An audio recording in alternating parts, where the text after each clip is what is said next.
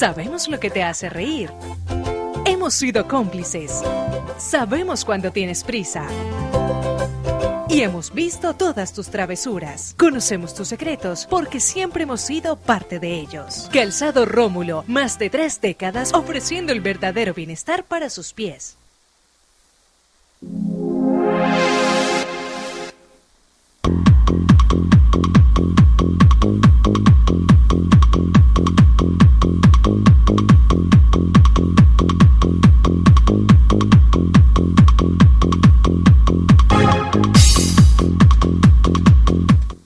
Transportes especiales a cargo. Confianza en la vía, con sentido social.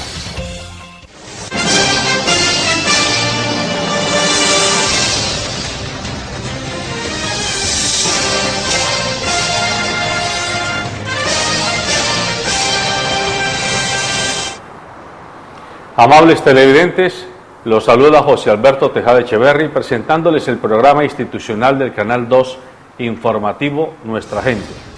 Hoy me acompañan en el estudio los doctores Nelson Sánchez y Norberto Tascón, ambos panelistas frecuentes de nuestro programa y quienes conversarán con ustedes y conmigo en este rato. A los dos los saludo y les agradezco por estar en el programa. Muy buenos días, gracias director por su invitación y a todos los atentos escuchas de este programa, buenos días.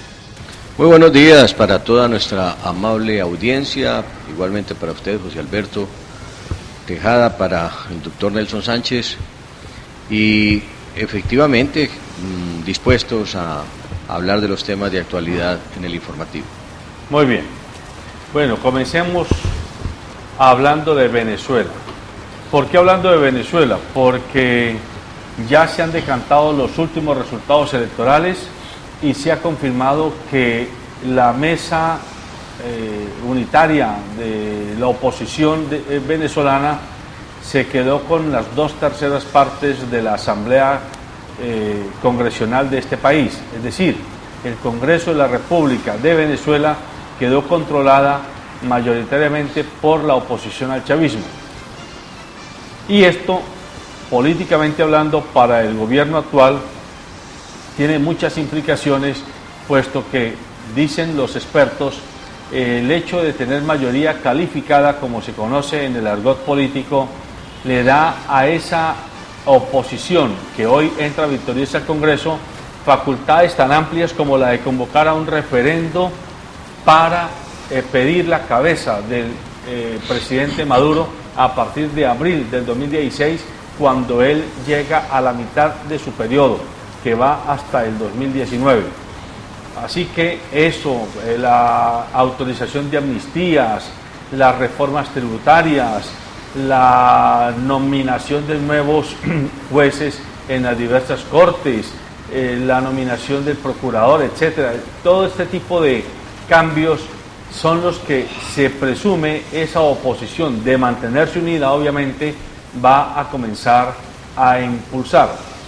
El presidente Maduro, una vez que se conocieron los resultados, anunció públicamente que reconocían su derrota electoral y que iba a aceptar pues el nuevo cambio, y llamaba a sus fuerzas a una especie de acto de contrición. De hecho, ya pidió la renuncia a todo el gabinete para él reformular los cambios ministeriales, pensando en la perspectiva de correlación de fuerzas que se avecina a partir del 5 de enero del año 2016, cuando toma juramento la nueva Asamblea venezolana, el Congreso venezolano. Este es el tema con el que quiero arrancar y les quiero pedir que aproximemos nuestro propio punto de vista sobre lo que ha pasado. Nelson, comience usted. Bueno, gracias. Desde el punto de vista de la política de nuestro continente, hay que estudiar el tema de Venezuela. Estamos asistiendo a una recomposición geopolítica de lo que fue la pérdida de incidencia en estos gobiernos del tradicional poder de derecha, que ha venido retomando las iniciativas, como evidentemente se dio en Argentina recientemente, los conatos dados en en Brasil, y ahorita pues la contundente victoria de la derecha consolidada en este país hermano. Esto tenemos que ver obviamente también desde la perspectiva de las presiones económicas y políticas que sobre la economía venezolana se dieron, y obviamente pues el impacto social de una economía aparentemente estatizada, subsidiada 100% para obtener el apego de la población, y obviamente cruzada por medidas de monopolio en los distribuidores de mercancías, alimentos, provisiones, que rompieron el afecto central que tenía buena parte de la masa venezolana por no poder acceder a elementos tan básicos y tan mínimos como son los artículos del aseo personal, reventando obviamente pues la ira colectiva y buscando canalizar esos aspectos o ese sentimiento hacia una postura de confrontar y de enfrentar la postura política que controla el país venezolano. Obviamente pues esto nos abre un análisis muy interesante sobre las implicaciones que puedan tener o que va a tener la nueva conducta política en Venezuela, e intereses muy relacionados con nosotros, como el proceso de paz, el tema de la administración de la frontera, el tema del intercambio de recursos y de hidrocarburos y energéticos, y obviamente la consolidación del proceso de paz. Pues si bien es cierto, Venezuela ha reaccionado contra eso que acaba de describir el doctor Nelson Sánchez, y es el desmanejo de un gobierno que con tanta riqueza pues ha puesto un pueblo a aguantar física hambre, cuando vemos cómo lamentablemente las estanterías de los almacenes de cadena y distribuidores de alimentos, pues precisamente el indicador era estar vacías. Esto a la gente le cansó, le molestó ya, porque lamentablemente en esos 15 años o más del gobierno chavista se desaprovechó toda una riqueza que le ofrece la naturaleza a Venezuela para haberse convertido en un país en el contexto latinoamericano, precisamente con una calidad de vida por encima de los demás. Y lo que vimos lamentablemente es que la calidad de vida de los venezolanos ha venido disminuyendo hasta tener una inflación por encima de 2 dígitos y casi 3. Y esto lo que hace prácticamente es invivible a un país, que la gente reacciona con una serie de hechos que a mí me preocupan. ¿Por qué? Porque uno espera de los gobiernos con esta característica socialista que haya una más compenetración hacia las gentes, y es decir, ir como igualando esos niveles, o mejor, igualando esos desniveles sociales que se presentan en la sociedad. Pero allí lamentablemente el petróleo terminó convirtiéndose, si bien es cierto, en un acicate para que se presentara todo tipo de corrupción. Lo que no es menos cierto es que hoy ya se comenzó a encontrar la punta de la hebra, por donde van a comenzar a jalar poco a poco todos los elementos de la corruptela que se dio en ese gobierno. Y entonces ayer leía en uno de los periódicos o en uno de los informes de Venezuela cómo Diosdado Cabello tiene cuentas en paraísos fiscales, al igual que los hijos de Chávez, que los hijos de Maduro, o la misma familia de Maduro, los sobrinos que entre otras han comenzado a verse involucrados en los temas de narcotráfico. Quiere decir que nos han mostrado en todo el contexto latinoamericano que cuando las izquierdas llegan al poder, pareciese no poner en práctica sus principios. Y entonces vean ustedes cómo precisamente en manos de estos gobiernos socialistas es que se copia lo que pasa en Cuba.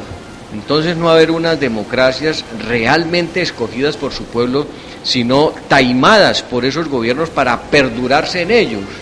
Y vimos casos pues que se criticaba al gobierno de Venezuela en cabeza de Chávez, pero aquí en Colombia, en el otro extremo que es la derecha, también se estaba dando esas mismas circunstancias.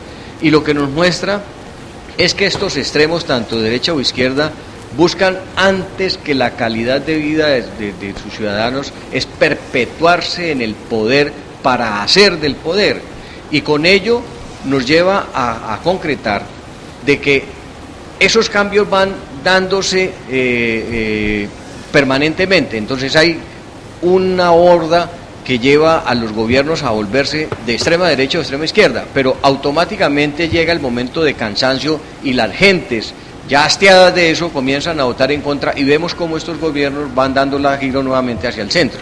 Bueno, esta es una repetición permanente que hemos vivido los que ya tenemos lógicamente más de los 50 años encima. Entonces podríamos, si dijéramos, Nelson y doctor Tascón, que el voto del venezolano promedio fue un voto castigo, ¿estamos aproximándonos a lo que pasó, o es un voto de convicción ideológico-política? Es decir, decidieron votar por la derecha. Porque es que una cosa, ganó la oposición, y la oposición está de alguna forma emparentada con la derecha, pero la pregunta es, ¿el votante venezolano votó por esa línea de pensamiento y esa línea de opción política, o votó castigando la ineficiencia, la malversación de fondos y la desfachatez del gobierno chavista? Yo pienso, estoy completamente de acuerdo con el doctor Tascón. Aquí hay una reacción de estómago y una reacción en contra del status quo que se implantó. Es que yo digo, si a nosotros nos aplican esa misma lógica los grandes concentradores de las mercancías, que las hay aquí en Colombia como en Venezuela, los grandes distribuidores, operadores de las grandes superficies, igualmente la gente comienza a reaccionar, y esa fue una estrategia muy perversa, porque tocaron la dignidad, no porque no hubieran productos. O sea que tú estás aceptando la hipótesis de que sí hubo guerra económica. Sí, para afectar al chavismo. claro, por supuesto. O sea, se aplicó más o menos lo que se le aplicó a Chile en los años 70. Por supuesto, como nosotros también vivimos guerras económicas. Hoy, por ejemplo, tenemos una guerra económica de los que manejan la generación eléctrica para imponer un incremento de tarifas por el más de 15-20% por 3 años. Entonces, lo que pasa es que la incidencia en la condición humana de los venezolanos fue tal, como lo dice el doctor Tascón, porque la gente veía completamente despojadas las despensas del abastecimiento estatal de provisiones, mientras habían unos sitios donde se encontraban todas las provisiones, pero ¿a qué costo? No es que el venezolano no tenga capacidad económica, la tiene 3, 4, 5 veces. El tema era que no había la disponibilidad de mercancías. ¿Y quién controla la mercancía? Pues los grandes conglomerados económicos del mercado y de la producción. Entonces, esa es una reacción importante que tenemos que tener en cuenta, como bien lo decía el director, son medidas de guerra económica. Igualmente la que nos imponen en otras áreas. Por ejemplo, estamos viviendo la guerra económica del dólar, doctor Tascón. Pero ¿quién determina el valor del dólar? Pues determina el gran conglomerado internacional. Entonces, nosotros que teníamos un dólar 1.500, 1.700, hoy tenemos que pagar, y vamos a tener que pagar más de 3.500 pesos por un dólar, lo que significa un derrumbe en nuestra estructura económica y un desabastecimiento de la capacidad de nosotros comprar. Pero fueron medidas del entorno macroeconómico que se toma sobre el dólar. Y un elemento muy importante, director y amables escuchas, es el manejo del negocio de los hidrocarburos. Venezuela, como bien lo señalaba el doctor Tascón, es un país supremamente rico en recursos de hidrocarburo, en explotación de petróleo. Era la segunda o tercera economía, ¿cierto? Y una de las economías más grandes.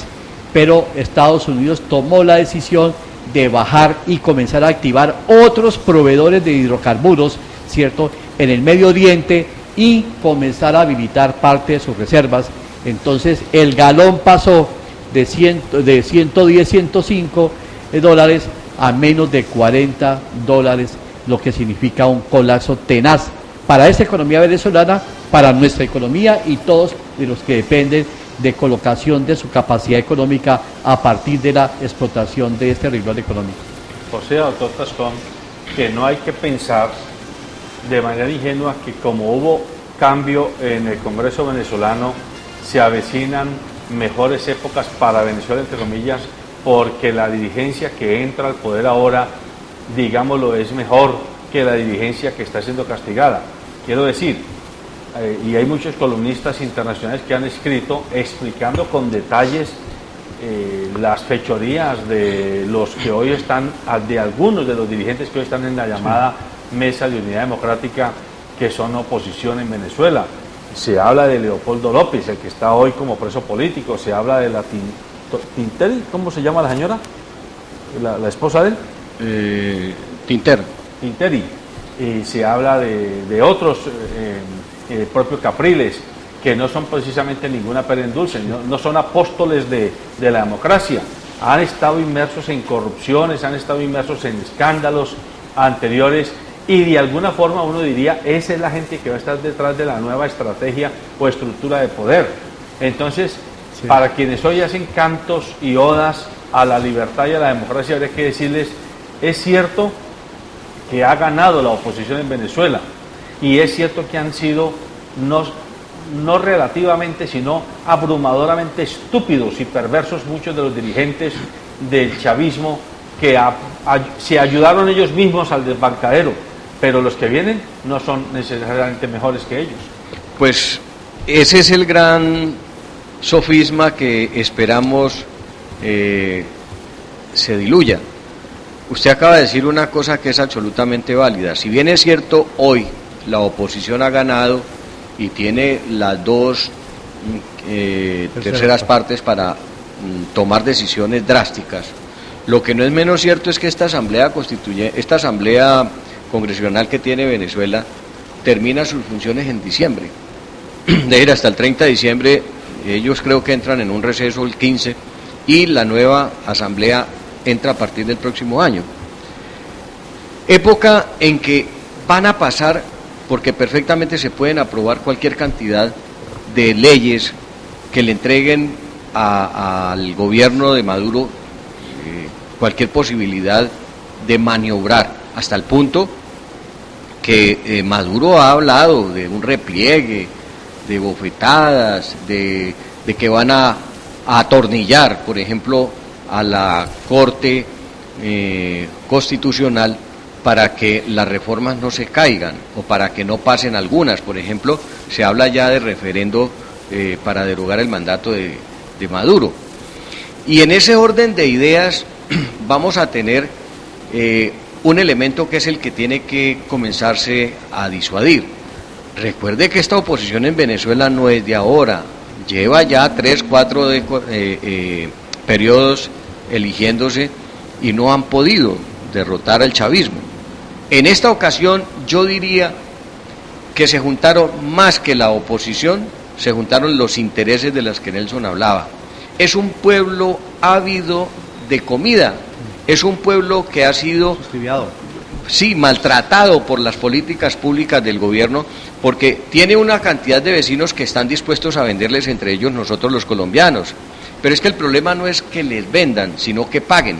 Y como el gobierno es quien tiene que hacer las autorizaciones respectivas para que se hagan las importaciones necesarias, allí es donde estamos viendo realmente que la política que tiene el gobierno versus a la economía mundial no se entrelazan y coinciden, porque desafortunadamente Maduro tiene una concepción completamente distinta de lo que es ese estado económico, y él todavía anda en esas nebulosas de creer que todo el mundo es socialista y que a todo el mundo puede acudir en las mismas condiciones. No, yo diría que estos países socialistas son unas ínsulas ya dentro del gran marco del capitalismo que imponen las condiciones económicas, y quien no se someta a ello, pues sencillamente va a sufrir las consecuencias que tienen estos, que a pesar de estar llenos de dinero, pues lamentablemente lo desperdiciaron, lo desaprovecharon, y la corruptela tan terrible que hay allá ha hecho que hoy el pueblo venezolano se haya levantado y castigado al gobierno chavista. Pero viene la reacción, que es como decían en mi pueblo, los estertores de la muerte hacen cosas completamente inalcanzables. Y mire usted lo que pasa cuando el toro está estocado. ¿Cuántos toreros han muerto en sus cuernos precisamente en esa reacción de la muerte?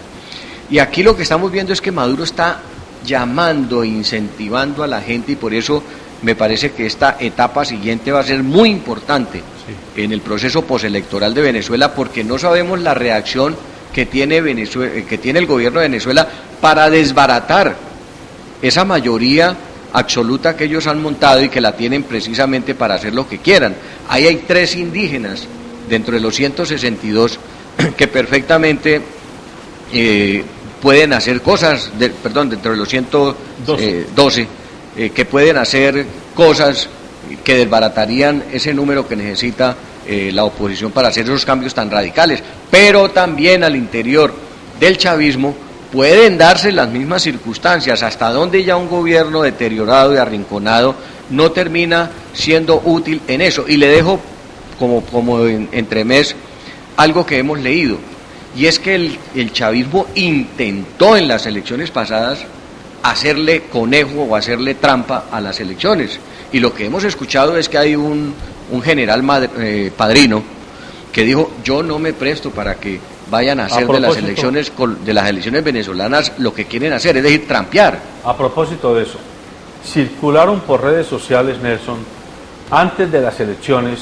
un audio en el que hablaba un militar no identificado diciendo que el ejército patriota le daba garantías al pueblo de que iba a hacer respetar los resultados electorales, que no se creyera que el ejército todo estaba con el gobierno en ejercicio, que esa garantía la podían esperar los venezolanos.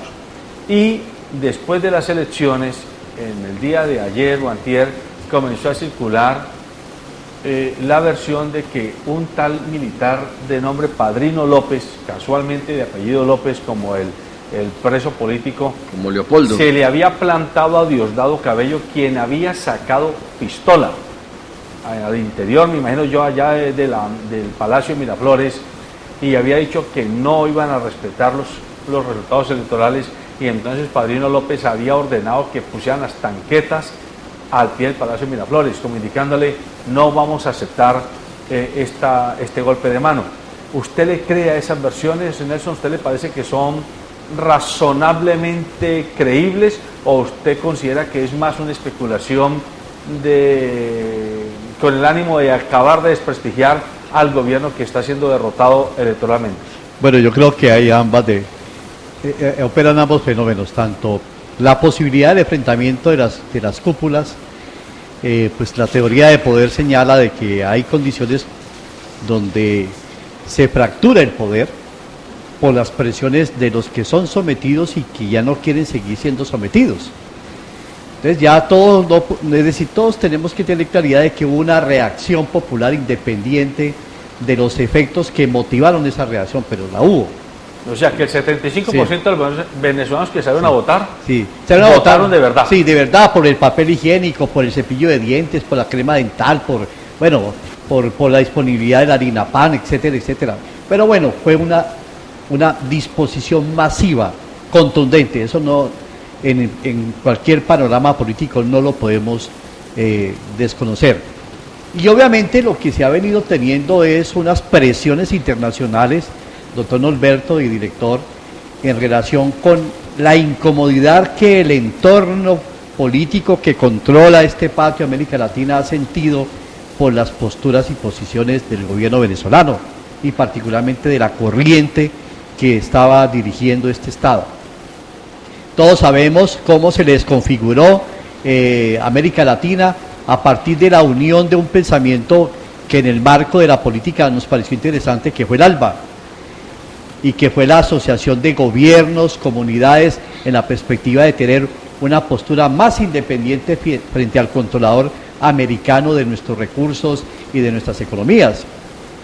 Y persisten todavía lunares, como planteaba el doctor Norberto, insulares, de líderes como el caso de Ecuador, que es interesante, pero lo importante también es saber el comportamiento del gobierno con esa masa, porque la experiencia de Correa con el conglomerado popular ecuatoriano indígena es interesante observarlo, igualmente el caso de Bolivia, pero las sociedades como la de Venezuela, cierto, la brasilera y la argentina también enseñan mucho de lo que es conducir a un pueblo con un eslogan socialista, y yo quisiera que el director me permitiera una reflexión que tengo desde el punto de vista de la política.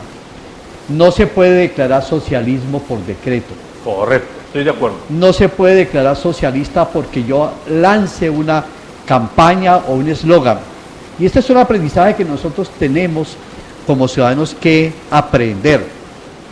En América Latina se puso ese eslogan a partir del liderazgo o las relaciones estratégicas que pudo liderar Cuba. Pero muchos que amamos a Cuba, al pueblo cubano, sabemos que allá los temas de democracia y de participación directa están seriamente cuestionados.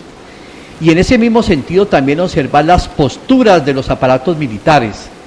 Yo no puedo aceptar un aparato militar venezolano declarado como fuerza revolucionaria, anticapitalista y socialista, cuando muchos, los que vivimos en Venezuela o trabajamos en la frontera, llevamos mucha represión de la PTJ cuando nos quitaban nuestros productos que comprábamos para mandarnos a nuestros hijos aquí al interior a punta de bayoneta y a punta de macheta abierta.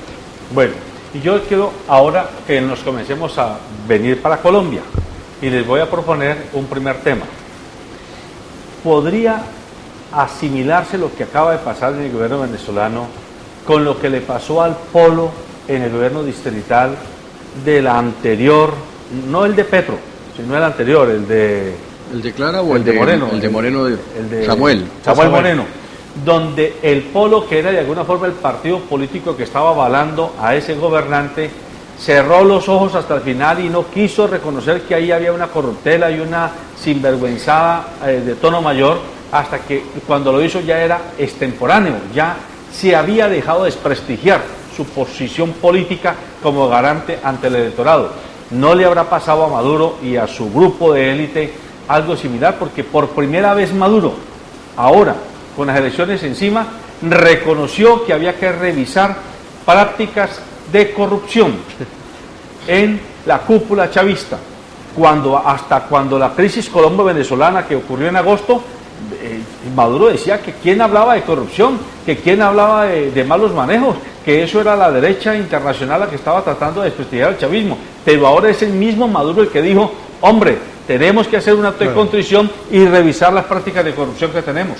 Pues mire, per se a socialismo o a capitalismo, eso no es una patente de corso para hacer lo que les dé la gana con un pueblo.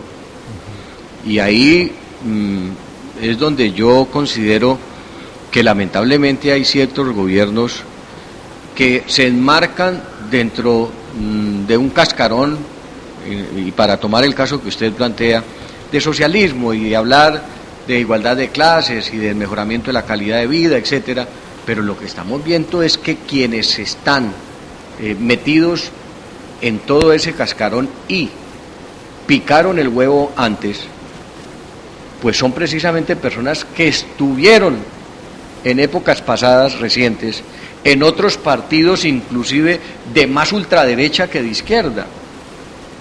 Por eso yo siempre hablo que es que son dos extremos que raramente uno ve, coinciden y se juntan. Y entonces cuando uno ve, hoy por ejemplo ya en el Congreso, casi que a Álvaro Uribe hablando con la izquierda, y entonces ve uno la militancia que tuvo el M-19, como el caso de Rosenberg, el caso de este señor que hoy es senador del Centro Democrático, Eber Bustamante, metido en el Centro Democrático, quienes estuvieron supuestamente al frente de una de las guerrillas colombianas, y metido hoy en el Centro Democrático. Eso a uno no le mezcla y es como un vomitivo que no es capaz uno de asimilar. Esto, vuelvo y le digo, no es patente de corso para hacer lo que le dé la gana a un mandatario como en el caso de Samuel Moreno, que enquistado en una organización política supuestamente con propósitos sociales, terminemos viendo que se convirtió en un gobierno totalmente corrupto, desprestigiado, y donde se cometieron la mayor cantidad de abusos y demás. Y no nos vamos tan lejos, vámonos para la parroquia, lo que sucedió en Cali. Jorge Iván Ospina en su campaña nos proponía, siendo el hijo de uno de los guerrilleros insignes del M-19, nos proponía que no estaría de acuerdo con la privatización, y fue el primer gesto que hizo. Acabó con las empresas de recolección de residuos sólidos, con Ensilva. Acabó con Encali. Y se metió en el programa donde muchos de los caleños hoy repudian eso, porque primero, no es que per se las obras sean malas, pero a través de un ambicioso desgreño administrativo crean las 21 megaobras, cosa que no las hacen ni siquiera las habían planificado, hasta el punto que cuando él se va contrata 3 y deja 8 pendientes que aún todavía ni se han hecho. Aparte de eso, vende y entrega prácticamente el patrimonio de los caleños. Veníamos de verlo como si fuese el gran prohombre en el hospital departamental, y resulta que lo que llegó allí fue sencillamente a ejecutar unas bolsas de dinero que trajo el gobierno nacional. ¿Sí? El anterior ¿sí? director del hospital. Y entonces lo vimos como un prohombre. Hoy tenemos lo que hemos visto. Y así sucesivamente estamos viendo una seguidilla de esos prohombres que se enquistan en partidos para hablar de socialismo, pero que su alma está totalmente vendida al demonio del capitalismo, y donde a ellos les interesa también llenar sus bolsillos, y en esta desafortunada cultura mafiosa que tenemos los colombianos, enriquecerse de un día para otro. No, sin comentarios, es muy contundente la descripción madura que plantea el doctor Norberto Tascón, y tiene toda la razón, es un hombre muy experimentado en política. Obviamente el tema es que nosotros no hacemos el balance, el análisis previo, los estudios de sus hojas de vida, de sus comportamientos, de sus alianzas. Obviamente lo que pasó en la ciudad de Bogotá también es un repudio. Mientras la gente en Venezuela iba al voto por papel higiénico, por cepillo de dientes, por crema para su aseo personal, etcétera, etcétera, pues en Bogotá lo que se da es un repudio frente al tema de la corrupción tan evidente, tan compleja y de tantas dimensiones que ha afectado y encarecido. Pero vamos a ver entonces si Peñalosa resulta que será la nueva opción, cuando ya ha tomado medidas que nos permiten ver la perspectiva inmediata para la capital. Ejemplo, desarticular todos los miles de millones en los estudios sobre la perspectiva del metro. Ejemplo, nombrar como gerente de empresas de acueducto alcantarillado a la doctora Eva María Uribe, ampliamente reconocida como una estratega en los negocios de privatización. Igualmente está modelando una gerencia para que la empresa de teléfonos de Bogotá sea cuantificada para ponerla en la órbita de los negocios. Eso es lo que los bogotanos y los venezolanos y los caleños tenemos que examinar, por quién damos nosotros el voto. Igualmente en la ciudad de Cali hubo una movilización impresionante de repudio frente al estado de cosas que están sucediendo en la ciudad de Cali. Y tenemos entonces el gran reto o los desafíos de cómo la administración nueva va a liderar aspectos tan importantes en la vida económica y política de los caleños y de la región. Un caso concreto es Empresas Municipales de Cali. Entonces, si de verdad el voto que los caleños dieron por el doctor Armitax se va a reflejar en sus decisiones, y algo importante que nos va a poner a nosotros en evidencia es si tiene la capacidad de romper el estado mafioso que se ha tomado la administración pública, que se ha tomado las decisiones públicas y que se ha tomado el interés de llegar al espacio de la administración pública para enriquecerse en el corto tiempo. Bueno, entonces ahora vámonos a otro aspecto de la agenda nacional, la negociación entre gobierno y guerrilla, concretamente de las FARC y de alguna forma con los del ELN, que también ya está en ciernes.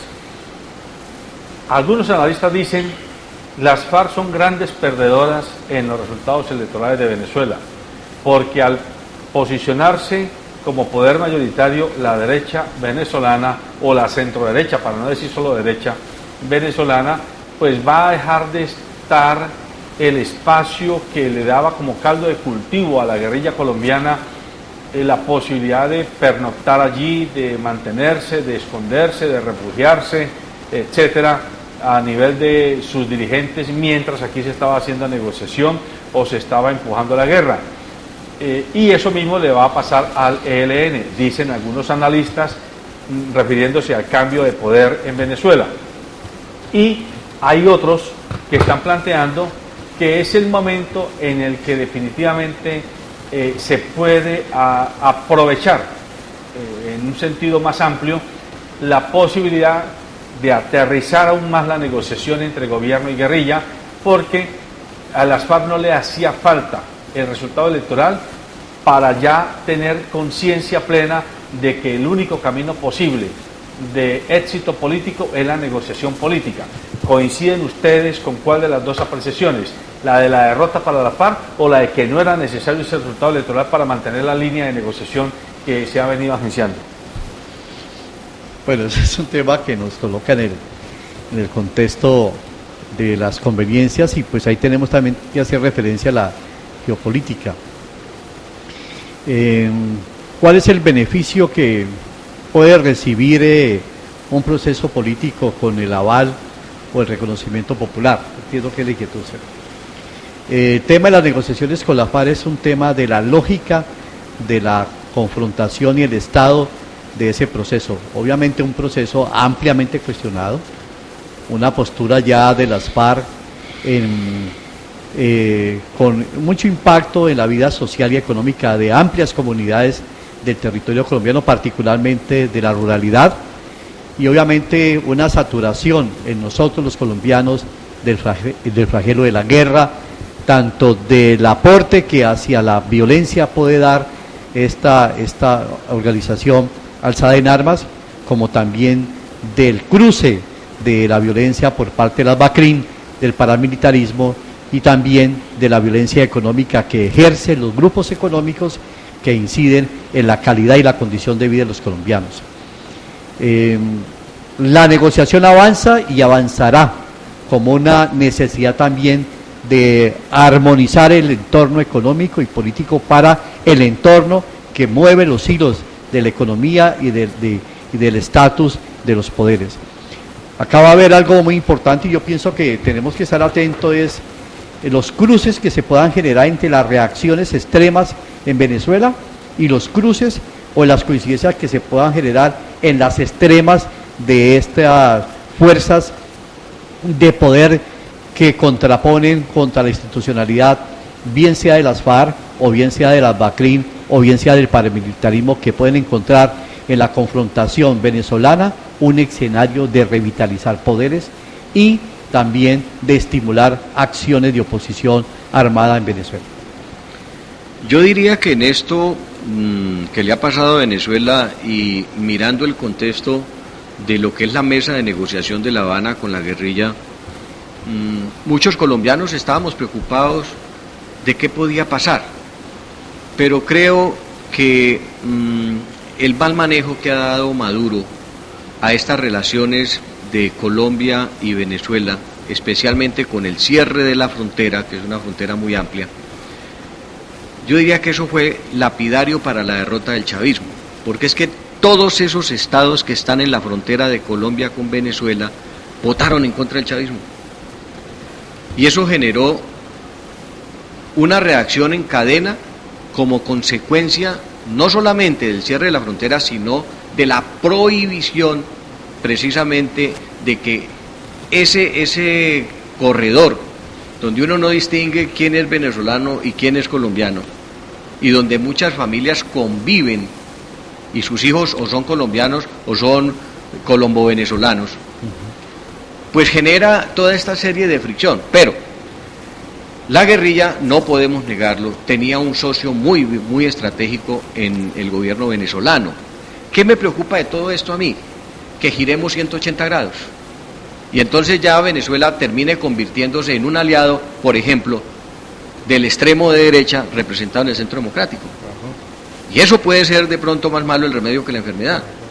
Porque, ¿qué tal nosotros, a puertas ya de entrar en esta negociación, Dios quiera que esto no vaya a tener complicaciones y que se firme, lógicamente, este acuerdo de paz?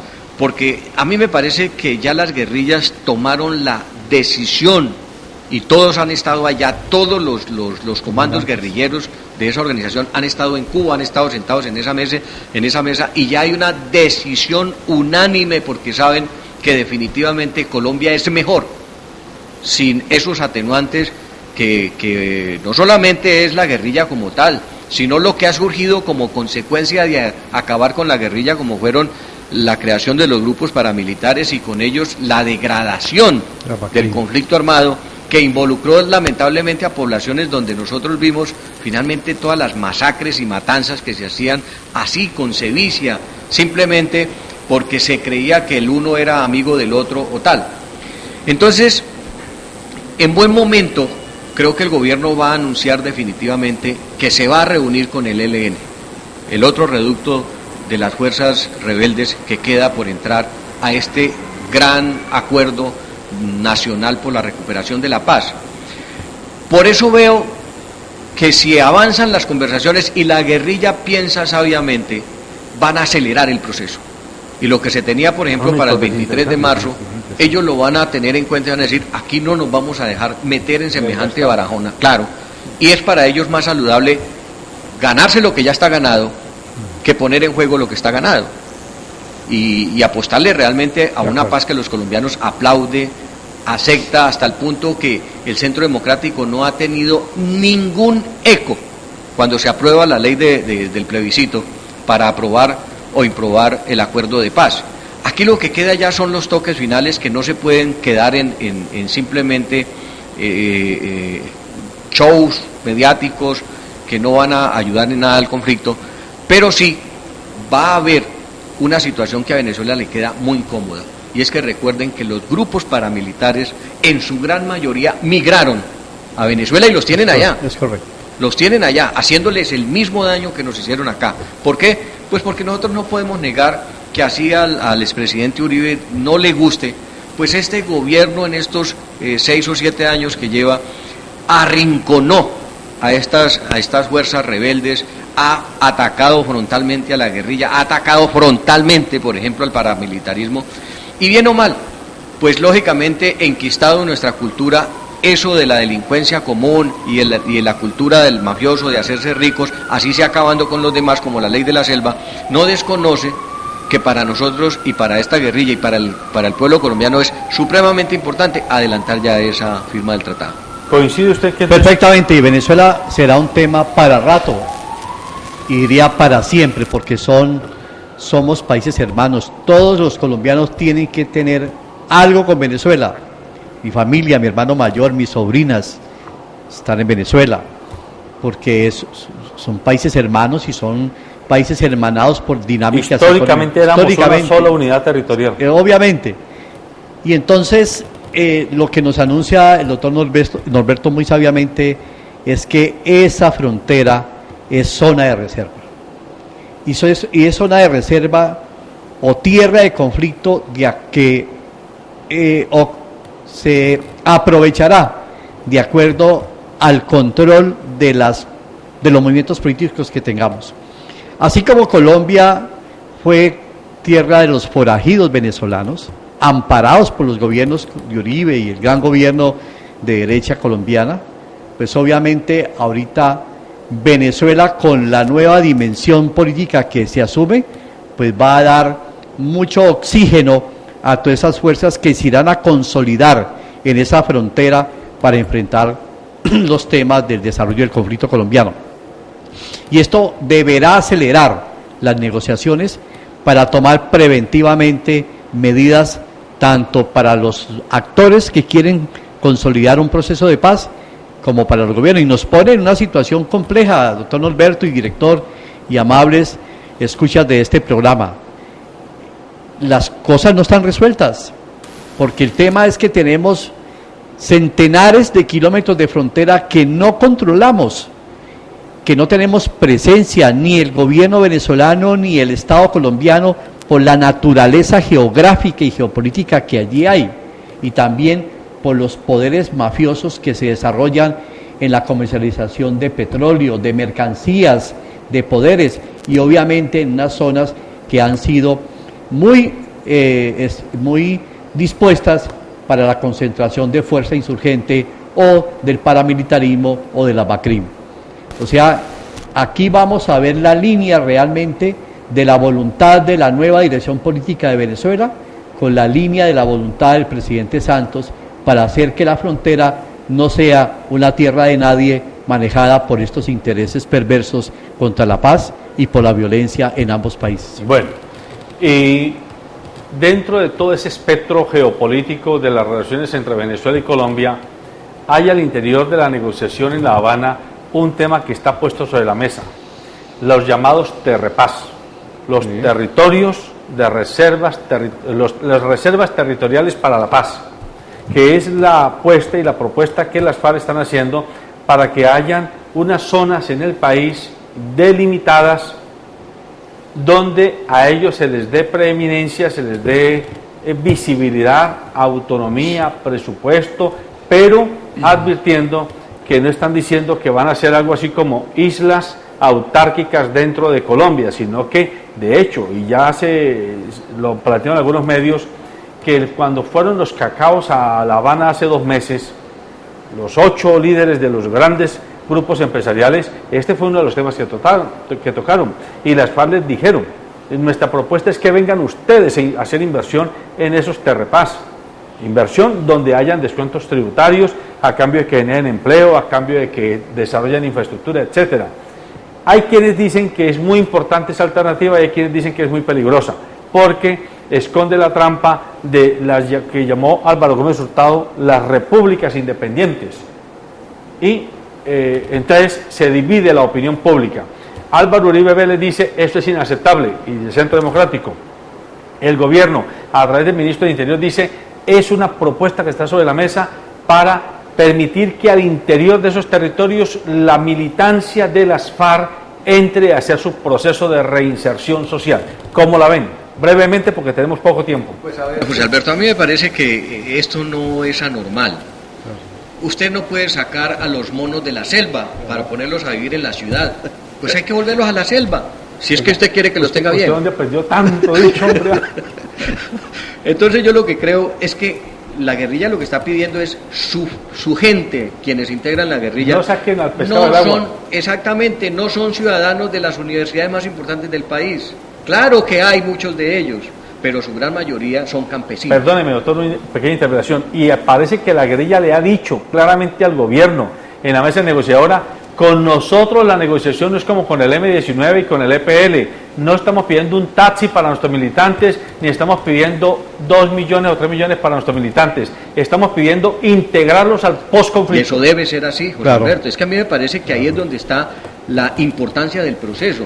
Yo creo que en ese sentido las FARC han buscado es que su gente termine quedándose donde está. Ahora, eso no es garantizar, como lo dice Álvaro Uribe, que lo que van a formar son una especie de republiquetas donde se van a enfrentar contra el mismo Estado. No, porque es que lo que va a haber es un Estado unitario, donde va a haber una sola fuerza pública que le garantizará a esos que están allá y que anteriormente estuvieron en el conflicto la oportunidad de reivindicarse en lo que ellos saben, en el tema de la agricultura. Colombia es un país que tiene tierras fértiles para hacer una despensa internacional de productos agrícolas. Entonces, ¿por qué no darnos esa vocación que la tuvimos en otrora y que fue buena? ¿Por qué no darnos la oportunidad de explotar la tierra, que la tenemos casi que destinada a unos minifundios que todos los días vemos? Ahí es donde le duele, sí, a los diferentes cacos del país, tener que comenzar a pensar que van a tener unos vecinos que van a producir la tierra y que van a tener menos mano de obra para invertir en esas propias tierras que hoy son esos minifundios. ¿Por qué? Porque al lado de ellos, que hay tierras también extensas, van a estar estas personas de las guerrillas cultivando su tierra, pero convirtiéndose en una población eminentemente agrícola, no explotada, que es muy distinto a lo que tenemos hoy. 2 elementos de referencia de carácter, pues, como de apoyo pedagógico para esta importante discusión que nos plantea el director y que debemos de seguir haciéndole seguimiento. Imperio Invisible, el libro de Daniel Stulin, narra la entrevista del presidente de Wall Street con Raúl Reyes en el Caguán. Creo que todavía vivía Tiro Fijo. ¿Cuál era el objetivo de esa entrevista del director del Imperio Económico Mundial con los dirigentes de las FARC? La normalización de los flujos de capitales. la normalización de esos procesos y el blanqueo de los importantísimos fondos internacionales de capital que tiene acumulado en todo su devenir histórico este importante grupo de la insurgencia colombiana. 2. La conversación de los gremios económicos con los negociadores de la FARC en La Habana. ¿Cómo se va a normalizar el proceso de capitalización de estos elementos? Y 3, recientemente vimos el domingo la entrevista de Martín Sombra, el carcelero de las FARC. Decía el señor finalmente que no, que necesitaba volver allá al Caguán porque ya tiene unos terrenitos, tiene unos cultivos, tiene unos 60 cabezas de cerdo y otros ganados que él no necesita más sino volver en paz a explotar su tierra. Martín Sombra, un reconocido dirigente de la FARC, no quiere el taxi para volverse un ciudadano de los conglomerados. Él necesita su tierra, necesita condiciones de explotar, necesitan un mercado localizado y obviamente un tema supremamente importante que nos tiene a nosotros que abrir nuestro panorama de análisis. ¿Qué se da en esos territorios hoy copados por la FARC? Agricultura, ganadería, silvicultura, explotación de planta, de aceites, cultivo de caña, etcétera, etcétera, etcétera. Entonces aquí lo que estamos a portas es en una regularización de la tenencia. Y otro fenómeno y otro aspecto importantísimo para tener en cuenta, doctor Tascón y director, la liquidación de Incoder, ¿cierto? Para instrumentar unos procesos de normalización y de reinserción de todo este conglomerado que anteriormente hacía la guerra a convertirse en un conglomerado productivo. Y obviamente van a tener el control. Yo no creo de que el Estado va a asumir 100% y tendrá que ser parte de los acuerdos entre La Habana y el Estado para ver cómo se normaliza esa condición socioeconómica y política de esas amplias regiones del territorio. Muy bien, amables televidentes, el tiempo se acabó. Dejar como en reflexión que no nos quede duda de que los dirigentes de las FARC que están allá en La Habana no son tontos, son gente muy inteligente y muy preparada. Además, gente con visión global, porque aunque ustedes crean, o aunque nosotros creamos, que se le han pasado 50 años en el monte, eso no es tan cierto. Muchos de ellos viajaron y estuvieron 10 años por fuera de Colombia, estudiando no solamente en la Unión Soviética. Hay datos evidentes de que esta gente estuvo en las mejores universidades de Europa, no solo de la Unión Soviética, insisto, estudiando, formándose. Y hoy tienen una visión global de lo que quieren lograr con el llamado posacuerdo. Nosotros coincidimos con lo que nuestros dos panelistas están planteando, que aquí de lo que se trata es que en el posacuerdo haya una sabiduría política suficientemente aterrizada para no demonizar una pretensión como la es de la territorialidad con aquello de que es que se quieren crear repúblicas independientes. No. Esa territorialidad, si el empresariado, el gran empresariado, los grandes inversionistas le apuestan, pueden ser unos laboratorios de inclusión social y desarrollo económico territorial muy importantes de vista al futuro. Así que hay que bajarle prevención a la negociación y aprovechar que estamos aparentemente entrando en una fase final. Entonces, amables televidentes, recordemos que aunque estemos en diciembre, no podemos perder de perspectiva que se vive todos los días, que se come todos los días y que se trabaja todos los días por un mejor o un peor país. Y la apuesta es que trabajemos por un mejor país. Buenos días.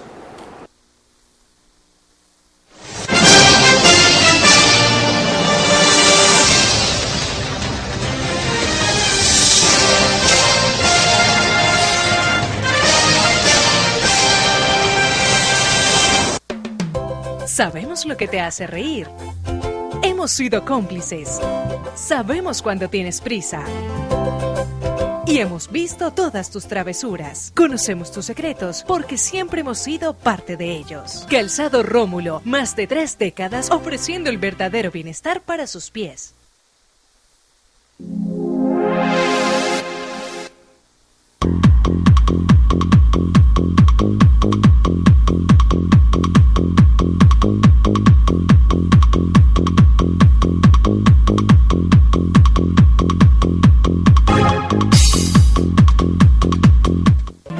Transportes especiales a cargo. Confianza en la vía con sentido social. Daylight come and me don't want go home.